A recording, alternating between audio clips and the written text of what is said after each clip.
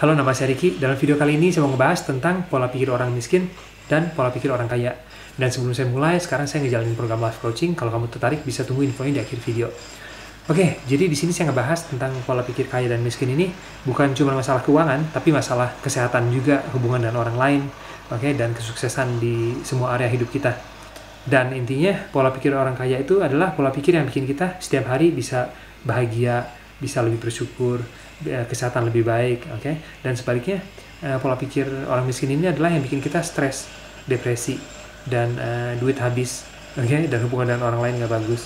Oke, jadi pertama, orang miskin itu selalu fokusnya reaktif, sedangkan orang kaya proaktif. Apa bedanya? Orang miskin itu selalu nunggu ada masalah, baru cari solusinya.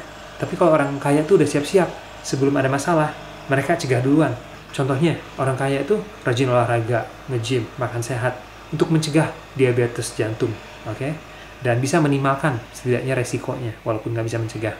Sedangkan orang miskin, mereka makannya asal tiap hari, suatu hari mereka dapat jantung, diabetes, mereka minum obat, sibuknya nyari obat, nyari solusi tiba-tiba, oke? Sama dengan keuangan juga. Kalau orang kaya itu udah siap tabungan ya. Kalau suatu hari misalnya jatuh sakit atau butuh dana tiba-tiba, emergency, mereka udah ada tabungan, misalnya kehilangan pekerjaan, ada yang sakit, ada yang meninggal, oke? Sedangkan sebaliknya, orang miskin tuh, mereka nggak siap-siap tabungan, tiba-tiba di PHK, mereka bingung, masukan dari mana, tiba-tiba jatuh sakit, mereka nggak ada dana buat rumah sakit, oke?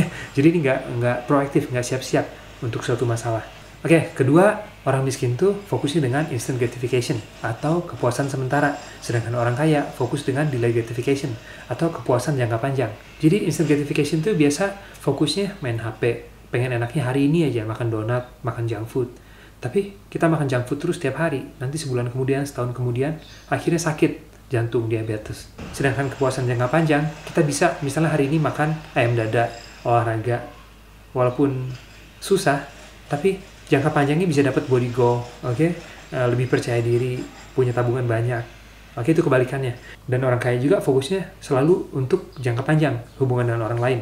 Ini alasannya mereka banyak belajar tentang cara komunikasi, belajar tentang parenting misalnya. Ini yang bikin kita nambah skill, oke? Akhirnya bisa menjadi orang tua yang lebih baik, suami yang lebih baik, istri yang lebih baik. Oke, contohnya. Oke, berikutnya orang miskin fokusnya dengan win-lose atau lose-win, sedangkan orang kaya fokusnya dengan win-win. Jadi banyak orang miskin tuh mikirnya, gimana caranya saya bisa untung, orang lain rugi. Gimana saya bisa untung, customer saya rugi. Gimana saya bisa nyuri dari orang lain. Oke, ngambil keuntungan dari orang lain. Dan ini nggak bagus, karena satu pihak untung, satu pihak dirugiin. Dan masalahnya di sini nggak ada orang yang mau kalah. Semua orang pengen menang. Oke, sedangkan orang kaya itu fokusnya dengan win-win. Jadi mereka cari solusi yang menguntungkan kedua pihak. Oke, mau itu kolaborasi misalnya dengan orang lain. Sama dengan pasangan juga, kita nggak maksain pendapat kita, tapi kita cari jalan tengah. Kita negosiasi sama suami, sama istri. Gimana caranya supaya kita bisa untung dua-duanya, dibanding kita maksain kehendak kita. Gitu. Dan ini kalau kamu penasaran mulai dari mana, ini biasa semenjak dari kita kecil. Banyak anak-anak yang dipaksa sama orang tuanya ya, atau disebut juga dengan ego parenting. Dan anak itu dipaksa, orang tuanya menang, anaknya kalah. Jadi akhirnya setelah mereka dewasa, ini adalah salah satu solusi yang selalu mereka pakai. Oke, berikutnya, orang miskin investasi atau keluar uang untuk sesuatu yang depresiasi harganya atau harganya menurun. Sedangkan orang kaya, mereka investasi untuk sesuatu yang bisa balik modal atau return of investment. Contohnya, kalau orang miskin punya duit lebih, mereka langsung beli HP, beli mobil, dicicil kadang-kadang. Oke, akhirnya nggak bisa bayar cicilan, stres nantinya. Sedangkan orang kaya, mereka tabung duitnya. Oke, beli barang yang mereka butuh aja, nggak usah segala macam dibeli.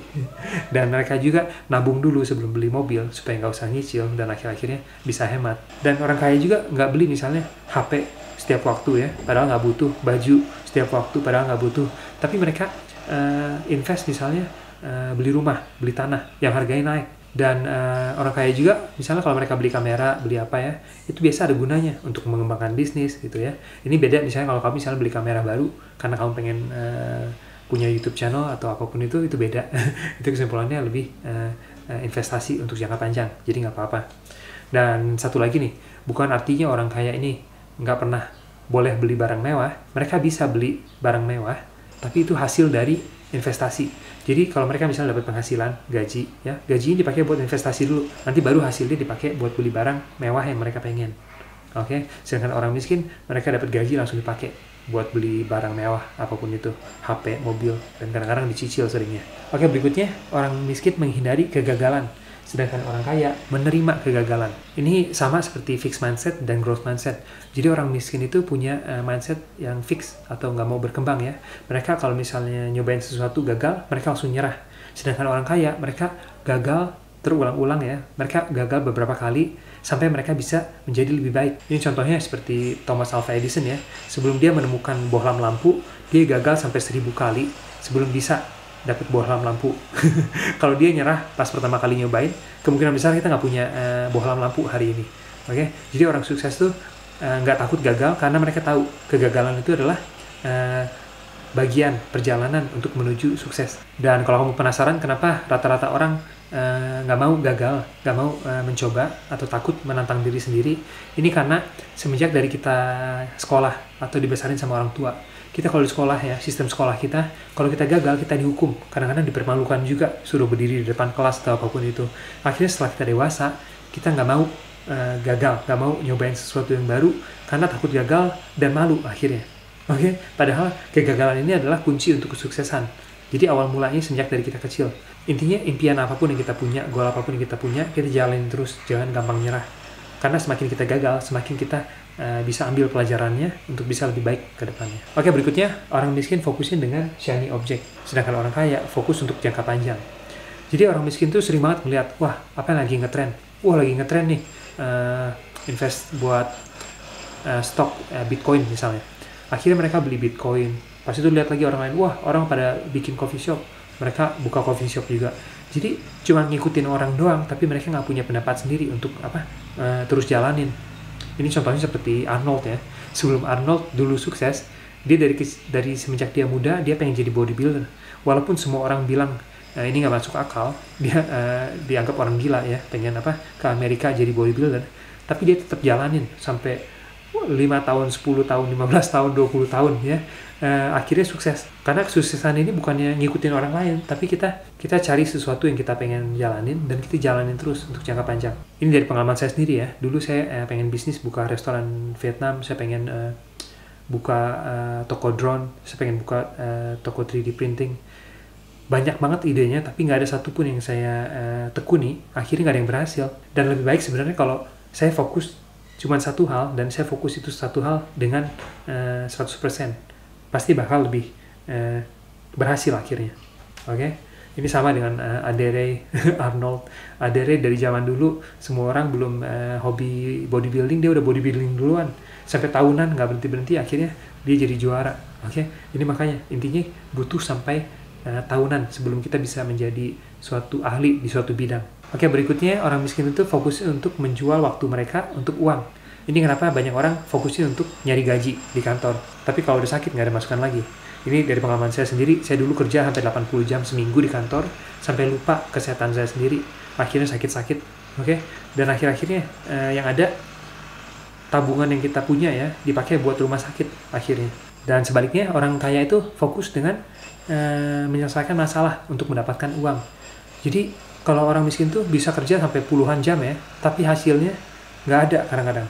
Sedangkan orang kaya itu fokusnya untuk nyelesain suatu masalah dengan waktu sesingkat mungkin, seefektif mungkin. Dan ini beda. Ini kenapa banyak orang miskin yang selalu kelihatan sibuk tapi nggak efektif, tapi orang kaya itu efektif tapi nggak sibuk. Oke, kebalikan.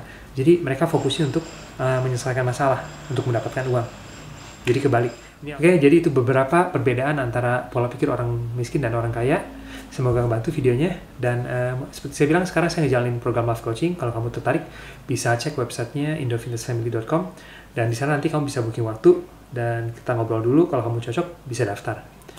Dan dalam life coaching ini, saya bakal fokus untuk meningkatkan identitas kamu, level emosi kamu, dan juga keyakinan kamu. Karena ini dari pengalaman saya sendiri ya, kita nggak bisa ngedapetin goal yang kita pengen kalau kita sibuk ngejarin goal kita, tapi kita nggak ngerubah diri kita. Oke? Tapi cara paling efektif itu yaitu mengupgrade diri kita supaya kita bisa menarik goal yang kita pengen. Ini dari hukum tarik-menarik. Jadi kita nggak usah capek-capek ngejar goal kita, biar goal yang ngejar kita kebalik. Oke deh, segitu aja untuk kesempatan kali ini. Makasih banyak udah mampir, dan sampai lain kali.